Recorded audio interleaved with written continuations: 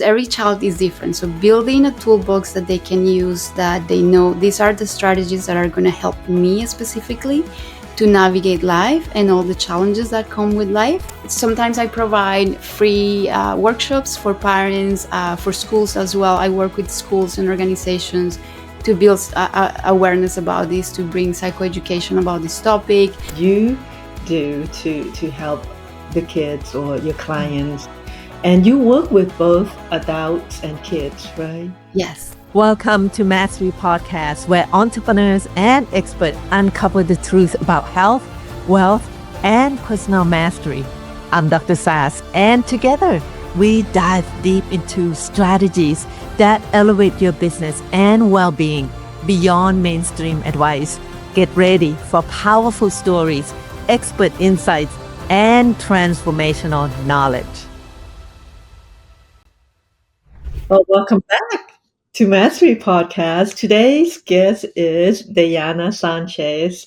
Dayana is a founder of 2E Minds and a leading expert in supporting twice exceptional 2E individuals, those who are both gifted and face challenges like ADHD, autism, or learning differences.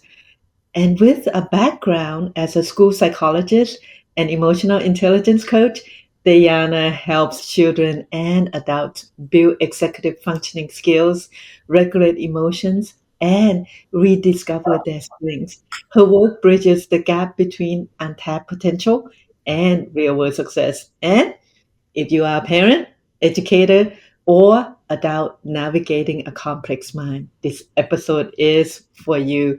Welcome to the show, Dayana. Thank you. Thank you so much for having me. I'm excited to talk about this with you. Super excited. Thank you for having me. Yeah, me too, me too. And can we call you Day? Yes. Yes, you can call me Day officially. My friends call Officially. me Day, so you can call me Day. I love it. I love it. So let's dive right in. I know it's been a challenge getting you on the show. We Yes. had fun going back and forth, and Yes. thank you so much for being here today. I Yes. appreciate your time. Yeah, and I'm sure our audience appreciate your expertise and your time. Thank you so much. So let's just dive right in, Day. Let's start with clarity. What does exceptional, twice exceptional means? Yes. Can you explain that to our audience? Yes, of course. This is one of my favorite topics to talk about. So basically, to keep it in simple terms for people who are unfamiliar with the term, so Mhm. it's exceptional is a term that is used to describe individuals who have exceptional abilities or exceptional talents that are outside of the norm or above average. And simultaneously, they experience exceptional challenges that are also outside of the norm or above average, that are too extreme. So when those two extremes combine within the same person, they can create a unique set of challenges that impact the way they navigate the world, the way they experience the world, the way they perceive the world. And so there is a lot of complexity within one person. It's like a walking paradox, because you have the brilliance of some areas, and then you have the challenges, deep challenges in other areas. So here we might have things like autism, dyslexia, ADHD, maybe speech impairment. So it's any kind of condition that impacts learning or functioning. And then on the other extreme, we might have things like high IQ, which is one of the most commonly known. So high IQ or high intellectual abilities, people who are very intelligent, above the norm, and also high academic achievement, so people who do really well in school. And then we might also have people who are highly gifted in the arts or acting, performance arts, highly creative, that is outside of the norm, maybe highly advanced athletic abilities. So it's any kind of exceptionality that is outside of the norm, and that is into that extreme. So when they come together within the same person, many parents or many teachers or adults, they don't really know how to hold space for that, or they don't really have the language to understand how come this same person is showing these amazing talents and these abilities, and at the same time they are having trouble with something super simple that peers their same age are not having any issues with. And so there are very simple things, maybe like tying their shoelaces, something like that, but at the same time they are performing at very advanced levels in math or writing or any other areas. And so it's like a walking contradiction, I would say. One of the main things that I recommend people to look for is something that I call asynchronous development. So, asynchronous development is essentially like being different ages at the same point in time. So, you might have a child who is highly advanced in verbal abilities. So, this might be the child who many parents know as the little lawyer. They can argue with you and they can talk about the meaning of life or really deep philosophical questions, and they are very advanced in many areas. And at the same time, they might have trouble self regulating or maybe controlling their frustrations, managing their anger, and they might act as a child who is maybe 6 years old. And in other areas, they might act as an adult or someone who is very advanced in some areas. And so it's these different areas of development with big disparities. So it's development that is out of sync or uneven. So when we see that, we really want to look deeper into that to see if the child is twice exceptional, and what we can do to support those extremes coming together within the same person. Yeah, I didn't realize there is this term twice exceptional until we met and we start Mhm. talking about it. And I was like, wow. I mean, it's like, we keep coming up with different terminologies for the experiences that human as a race is I think experiencing, right? Yes, And yes. thank you for explaining that. And for parents and for caregiver or for anybody, looking from the the point of view where they never have this training, they don't know what's going on. They just know that their child is acting different or Mhm. they themselves feeling different. Right. What are some of the typical, like some common sign that you see? Yes. Yes. So, in addition to that asynchrony, that big disparity in areas of development or those big extremes, I say when we have the profile of a twice exceptional learner or 2E, we see these peaks and valleys. So we see these big differences within areas of development and different dimensions. And another thing that I see very often is these children are very sensitive. So there's another term that is called overexcitabilities. So this can be in many different dimensions. We can think of it as emotional overexcitability. So sometimes they're very sensitive to their own emotions, but also the emotions of others. They might be sensitive to sensory processing things. So maybe the tag on their shirts, they might find that very uncomfortable, like the textures in clothing or foods or things like that. So they might have a lot of high sensitivities in different areas, sometimes multiple areas. They might be very sensitive to bright lights, loud noises, all these different things that for someone who has a normal or a typically developing brain, these things are not an issue. But for children who are twice exceptional, all these things can feel very overwhelming. So their systems can feel very, very overwhelmed by everything happening around them. And sometimes parents don't because they are not familiar with this, they might think, oh, they're just being picky, or it's good that parents become familiar with these things so that they can also hold space for that, and they can understand how to support these needs. And I would say they're also highly curious. They ask a lot of deep questions. Sometimes parents don't even know how to answer those questions because they are very advanced. They are highly creative. They are very they are amazing to work with when you know how to work with them. They have a lot of amazing ideas. They have a lot to share to the world. They have this brilliance that is wanting to come out, but because they don't have the tools, they don't have the ways to share that or express that, they feel very they feel like there's something wrong with them, or maybe they feel, some of them feel broken. Mm-hmm. um, Also, perfectionism is a big one. They tend to have very high expectations of themselves and the world around them. So when they don't meet those expectations, they can feel, again, like there's something wrong with them. They might internalize those feelings. They might feel depressed, sometimes anxious, or they might feel like they are failing. So there's a lot of issues with emotional challenges, and a lot of issues with emotional intelligence and being able to cope with life in general, just with the general challenges that life brings. They have a lot of difficulty coping with life. And so it's a it's a host of different things that combine within the same person can be a lot for parents to support. And so this is why I like providing this education, because parents can, when they understand these things, they can really see, okay, this is how I can help my child. These are the ways that I can support and hold space for that complexity, because it's a big, big, big, big complexity. Yeah, and it's more than just popping a pill in the Right. child's mouth, right? Yes, of course. Yeah.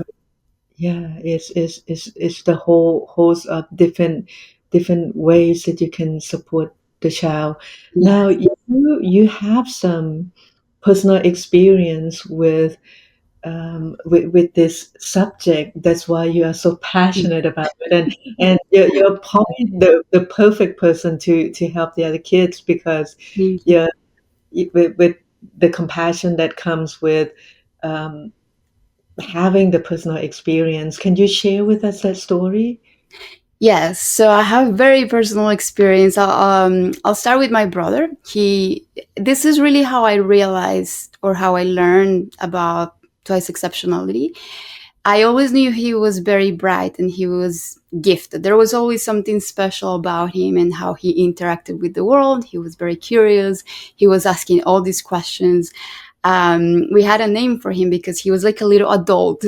When he was a baby, he was very young. He had all these amazing words and rich vocabulary. But then when he was growing up, like around his teenage years, I realized that he was struggling in school, and I was the one taking him to his after school classes, all of that. So we had a really good connection, really good relationship. And he would tell me about his struggles, and I would give him some strategies or some tools to try out. We would talk about it. We would talk things through. And through that process, I really learned that I love doing that, that I love helping people and children figure out what is it that is not working and what can we shift or switch around to make things work. And so I really enjoyed that process. And I think that's how I ended up going into psychology and then eventually school psychology. And now he's much, much older. I always call him my little brother, but he's much older and he's an engineer now. And so, yeah, it was really exciting to see how different tweaks and different things that you could move around could make a big impact. So there are still challenges with ADHD and executive function skills. I don't like to share too much about it anymore because now he's an older person. Um, but yeah, we talk about it. We still talk things through, and I help him with things that are coming up and things that he can use to support his challenges. Yes. Yeah, now he's a very successful engineering Yeah. person, creating stuff probably. But Yeah. thank you for sharing that. And you're a Mhm. great big sister. Thank you. Not every big sister or big brother gonna take care of their little sibling like that. So Yes. you have a kind heart, and I get that. Very great energy. Thank Um, Another thing I want to touch on is, you know, your brother was really lucky to have you. And back then, there's no support at all. you. And Right. even now, the school system is missing out. And what do you think happening to the twice exceptional kids in our school system at the moment? Yes. So I think that traditional school systems and traditional systems are designed or are not designed to deal with that complexity. They either they can address the giftedness or the talents not very well, but they can do something about it, or they can address the challenges through a deficit lens. So my approach is very strength based. So I focus on the abilities and the things that are going well. The traditional school system is usually focused on those areas of challenge. And so this when we only bring attention to that, the child is going to think that there's something wrong with them, that I'm not doing things well, I must be, I must not be smart. And so the school systems are more designed for linear learners and not for multidimensional learners or that complexity and the coexistence of those differences. And so the systems are very linear. They are used to have people put people into boxes, very neatly organized boxes and labels. And when one person comes with all these different things together, it's a very nuanced approach that is required to support these children and to help them not only address the challenges but also nurture the strengths and nurture the abilities that they do have.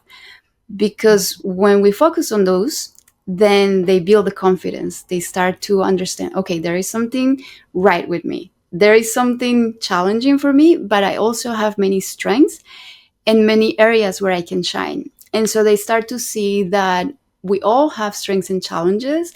We just need to understand how to support our brain in a way that is working for us and not against us. So in the public education system, for example, teachers or staff, they don't really have the tools, the capacity, the resources, the supports to support this tailored approach that is needed for these children. So, for example, teachers are working with 35 kids in their classes and they are completely burnt out and overwhelmed. So, how can we expect them to slow down to see what is happening specifically to this child and how can they support that child? So, one of the reasons why I left the public education system was that because we don't really have the resources to slow down, to look into, zoom in and see, okay, how can we support these specific areas in this child with all these different things that are happening at the same time.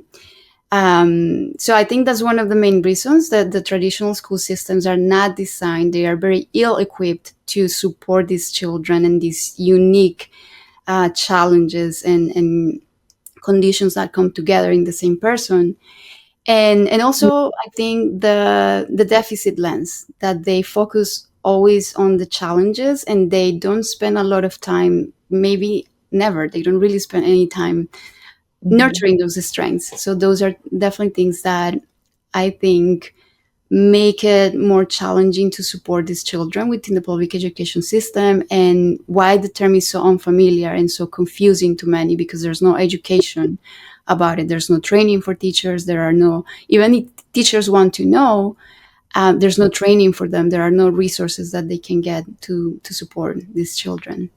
Yeah, that's unfortunate. And you Yes, think this is the reason why a lot of parents are homeschooling right now because their kids just definitely. thrive in public school? Definitely.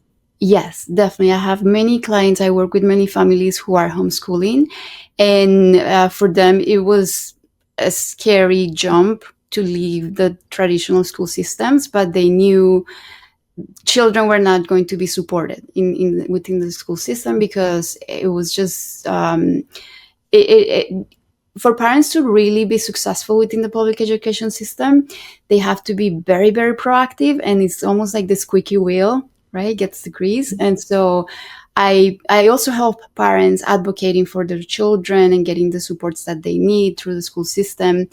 But it is a big challenging task for parents. So yeah, Yeah, yes, yeah. I hope we can find a solution for the yeah. children. I think it has. How many percentage you think of the children right now? with all the stuff going on, Yes. right? How many percentage of the children right now you think is on the spectrum of This exceptionality. gifted 2E, or they may not be diagnosed, but they Right. are right there. Yeah. I know that there are many children because I worked with them when I was in the public education system. One thing to keep in mind is that bell curve where we have those extremes, right? And so they are in those extremes because there are not a lot of them, but because the school systems, again, they are not designed to support these differences or these extremes.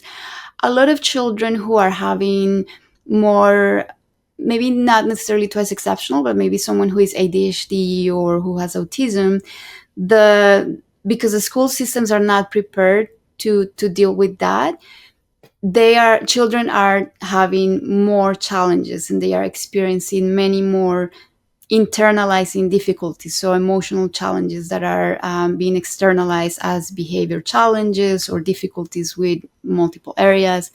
So I don't really have a percentage of twice exceptional children within the school systems, but I know that many of them, that's where they spend most of their time. And so this is a big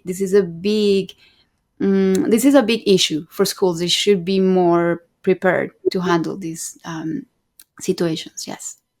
Right, Yeah. absolutely. I think there should be at least what we're doing right now. We building awareness, right? So Yes. people will know more about it, and Absolutely. Yes. hopefully in the near future we can do something about our Yes. schools. Yes. I feel like more and more kids fall into that category of I'm they're just not functioning well in Right. school. I mean, Yeah. our society had changed, everything has changed, and there's so much demand Yeah. for the kids, to excel in what we Exactly. think they Yes. should excel in. Right. And emotional intelligence is not being addressed in school, but Right. something that we should have a class. I mean, Yes. from on and on, how do you deal with your emotions, like Right. the emoji, like the emoji, emoji, right? Yes. Yes. Yeah, yeah, definitely. Absolutely. And you specialize in talking about emotional intelligence. Mhm. You specialize in that and executive functioning. Yes. What do this what are those means in two simple terms? Like Mhm. we say emotional intelligence, right? What does that mean? Right. And executive functioning, what does that mean? how Yes. how how can a lay term people understand that? Yes. So I would say a very simple way to understand. Let's begin with executive function skills. These are the skills that we use to manage ourselves and our mental resources in order to accomplish a task or accomplish a goal. So this can be anything as simple as getting out of the house in the morning, or Mhm. cooking, or completing a more long-term project, like a long-term assignment. So Yeah, we so need execution, right? Execution is like doing. execution. Yes, Right? exactly. It's like the manager of the brain. It's executing and also deals with output. So from our internal resources to the output that we are putting out. And so essentially they deal with things like working memory, managing time, filtering distractions, mental control, self-regulation, being able to regulate our emotions to complete the task, and many, many different skills that many children who are twice exceptional often have deficits within this area. So it's about developing those skills and helping them bring those skills up so that they can be more balanced. But this is a big issue for twice exceptional children. Another, the emotional intelligence part, these are constellations of skills also and abilities that deal with emotions and our understanding of emotions. So we have things like self-awareness, being able to understand our own emotions, emotional awareness, being able also to understand the emotions of others, so social awareness, social skills, Then we also have the dimension of regulation. So being able to regulate those emotions.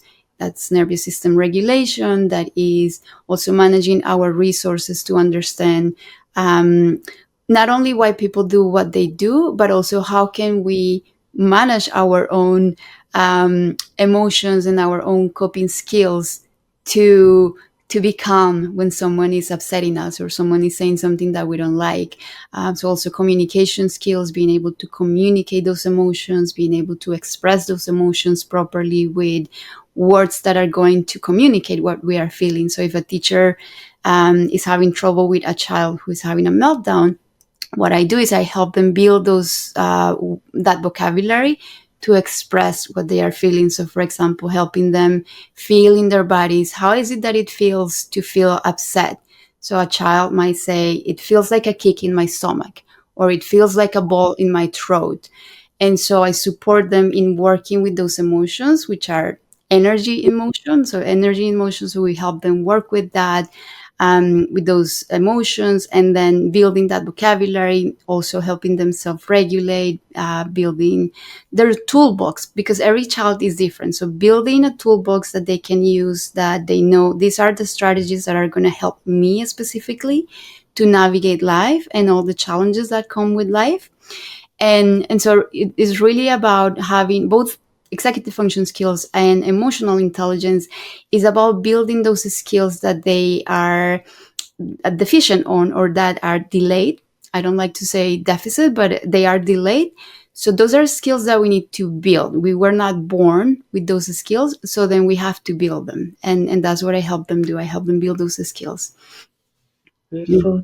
Thank you for explaining that.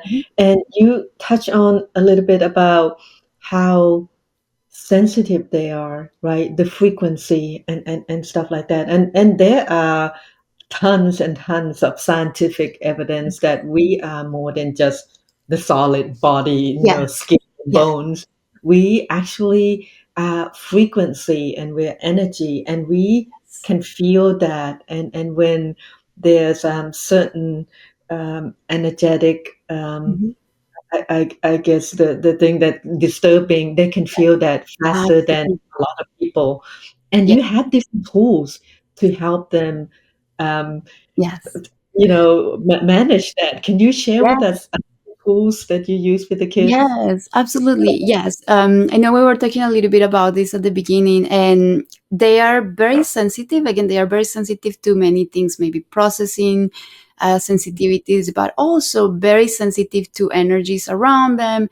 I actually have children who are it's for some families it's hard to understand these things, because they have what the way I explain it is that these children, many of these children have access to information that is not accessible to other people or other individuals. So this information might be sensory information, intellectual information, emotional information, but also other kinds of information. Like these children sometimes have access to, they see people who passed, or they see they connect with their ancestors in different ways.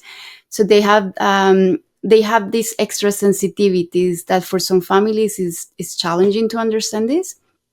So what I help them with is to first normalize these things, because many children experience this, and I experienced some of those things myself, so I can understand, and I can relate to that, and so I can explain this in terms that is easily understandable for them. Me And too. what was that? Me too. I Good. experienced some of the senses that Yes. most people don't talk about, or Right. they think they don't experience it, but Exactly. because we disregard it as being not normal, right? So we Exactly. talk about it, but Yes. I've experienced a lot of those too. I think we all have them. We just either turn it off or we're not sensitive to them. Yeah. Exactly. Yes. And when you said turning that off, that's exactly one of the things that, when it gets confusing for the child or it gets too difficult for them to manage, they sometimes they feel scared of seeing things, right? So I help them build those boundaries, and sometimes we call them protection, but it's really not protection, because it's the intention. They have the power to say, I don't want to interact with anything that is uncomfortable for me. So I help them build those boundaries. And if they ever want to turn that on again, when they are older, when they have the capacity to cope with those things, then we can revisit that. But usually, younger children, many of them are afraid of what they see, and so they want to shut that down, which is something that happens very often with many adults. They shut that down early on, and those things still try to those sensitivities are still there. We're just ignoring them, but they still are there. So we're still picking on information without being able to digest or process that. So one of the tools that I was sharing earlier is I just simply use one of these when I'm feeling a little bit angsty or a little restless. I bring that the sound is a vibration, is a frequency, so it calms me down. So with children, for example, if they're The feeling, fork, right? The yeah, tuning. this is a tuning fork. This is just a vibration. It's Yeah. and And the what same with, mhm. is that? What like megahertz is that? I remember. I don't even remember. Oh, this is 64 actually. 64 hertz. I have a bunch of them, so I don't. Sometimes I just grab whatever feels like intuitively appropriate for the moment, and I just play with it. Or sometimes I just bring a bell to a session when a child is feeling a little bit angsty or anxious. We go into a meditation, and I help them calm down and bring their nervous system down. And so it's about being aware of what's happening within us and also outside of us, so that we can manage that we can control those things, and we can have the power to say, I am in control. I am in control of whatever is happening within me and around me. And if I don't have control of what's happening outside of me, I still have control of how I react to those things or how I process those things. Yes. Yeah. Awesome. Great. Great. Thank you. And Mhm. those are different approaches that you do to help the kids or your clients. And you work with both adults and kids, right? Yes. Yeah. Yes. Yeah. Yeah, it makes me very happy to think when I think about my adult clients, it's a very beautiful journey. It's a journey that we kind of go through together. Some of the clients that I work with, for example, someone is writing a book, and so their goal is to write that book and to find, they have amazing visions, or they have creative projects that they want to bring into life, that they want to build into the world, but they might have challenges with the execution or with bringing that into the world in a way that is sustainable, with all the things that they might have going on in their lives. So I help them really, we build this 360 window or view of what's happening around them, so that we can help them build those resources and channel those resources to achieve their goal, to achieve this dream that they have been having for years. And so when that happens, it's a beautiful thing to see and to witness, when they are finally able to bring these things into the world and manage their resources in a positive way. They're able to flourish. They're able to bring their gifts and their talents. It's a really beautiful thing to witness and to hold space for. Absolutely. You're doing great things. Now you also have a community that you run, is Yes. that correct? Yes. And how does that work? How can people join? Yes. So the easiest way to find me is through two in mind. So basically, when you go into my website, you can join my newsletter. So I share. It's called 2E Things, because I only share two main things. So I know people are busy and they don't have time to go through long emails. So I share two strategies for a specific topic or specific maybe executive function skills. I share two things that you can do to support yourself, and this is for both adults and children and families. And so I send that to everyone who joins through my website. This is a free resource. Also, I have a group for 2E adults, 2E Twice Exceptional. So it's called 2E Adults in Facebook. It's really easy to find. It's a really tight, nice community. And I also provide, sometimes I provide free workshops for parents, for schools as well. I work with schools and organizations to build awareness about this, to bring psychoeducation about this topic. So I as much as I can share about this population and building awareness so that people know how to support this population. That's one of the things that makes me really happy to just see people learning about these things. Yes. Yeah, absolutely. Thank you for sharing that. And your website is 2E Minds. Yes. 2E minds. Yes. And Yeah, the number two, the letter E, and then minds. Yes. yeah. Yeah. Thank you for clarifying that. And Mhm. for those who have access to the computer and you're not listening, and you can, we will drop that Mhm. in the Yes. Thank yeah, you. below. So Thank you. thank you so much, Day. Of course. Now, is there anything that you think parents need to know, especially for young kids? And we've seen a lot of diagnosis with ADHD, for example. And I get that you're not a medical physician, Mhm. but Right. you work with a lot of kids in this area. What do you think their suggestion would be, not instead, to see the physician, but at the same time to seek out other options, right, that actually support their kids? Can you speak a little bit in that area?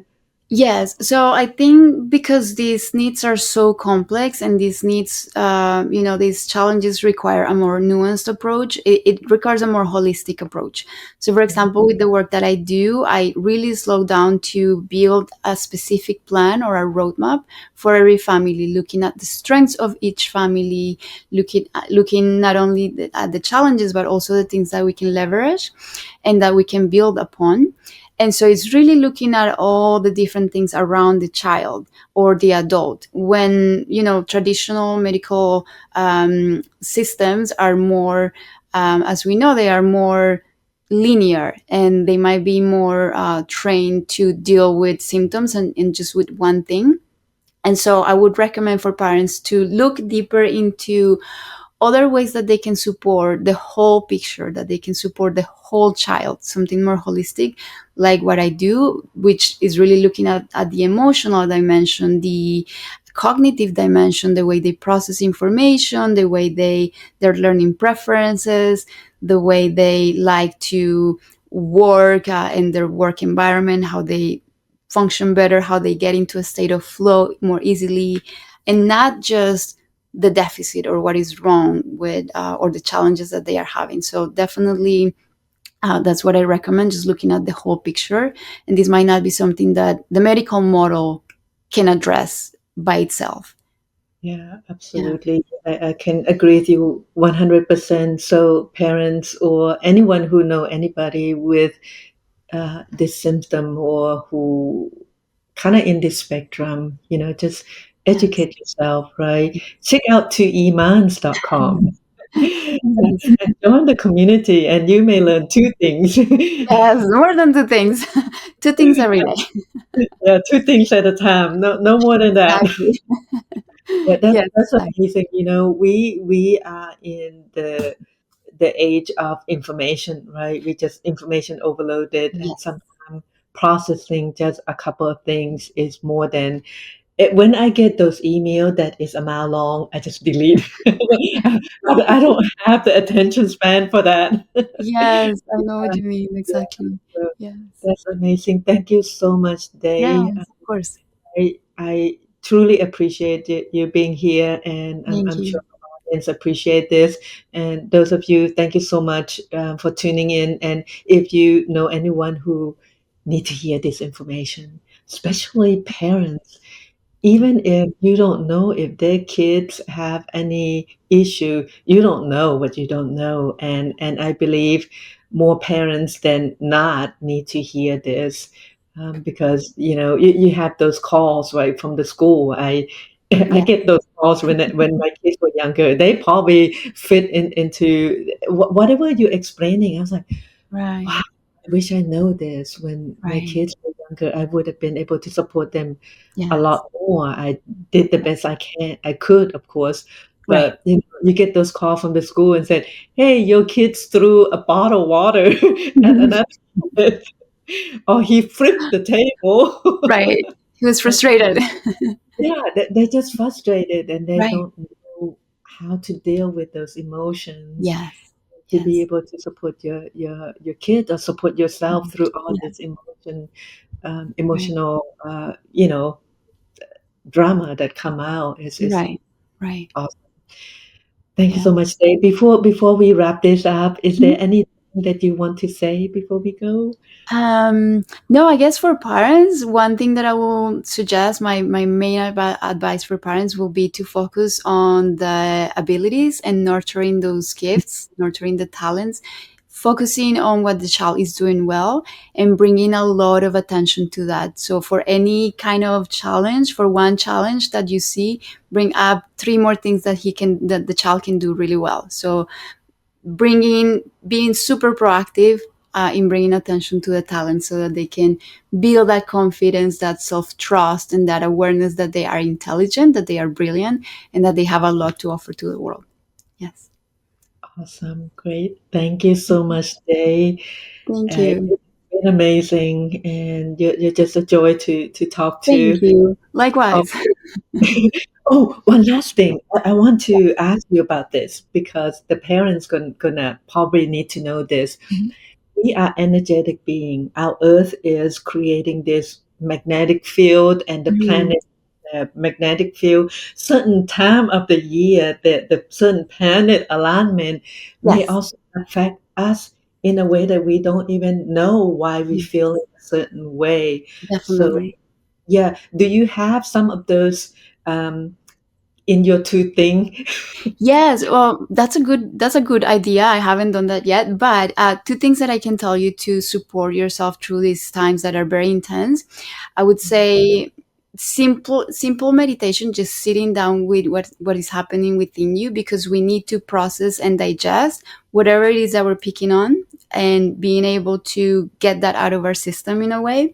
So I would say things like dancing, just releasing that energy. Even singing helps with that, releasing that energy. So having practices, what I call energetic hygiene practices, being able to release things that we might be picking up on that we are not aware that we are picking up, and being very aware of what's happening within us. So then we can have that inner knowing and that discernment. Okay, this is mine. This is my emotion that I need to deal with, that I need to process, or this is someone else's that is bringing their anger or bringing their frustrations at me. So being able to discern what is yours and what's not yours, and then digesting and processing, taking that out regularly.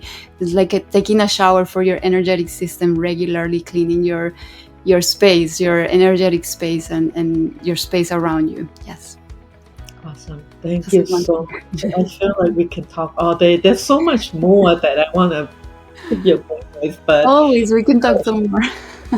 maybe you need to come back again, and we're Yes, just going to come back and talk more. Thank you yeah. so much, Jay. Thank Thank you. you, thank you so much as well. This was very enjoyable. I really enjoyed talking with you as well. So thank you for this space. Thank you. Yeah, absolutely. And for our guests, not our guests, our audience, thank you so much. Share, please share, like, subscribe, and I see you in the next episode. Until then, create that positivity in your life. And thank you. Bye for now.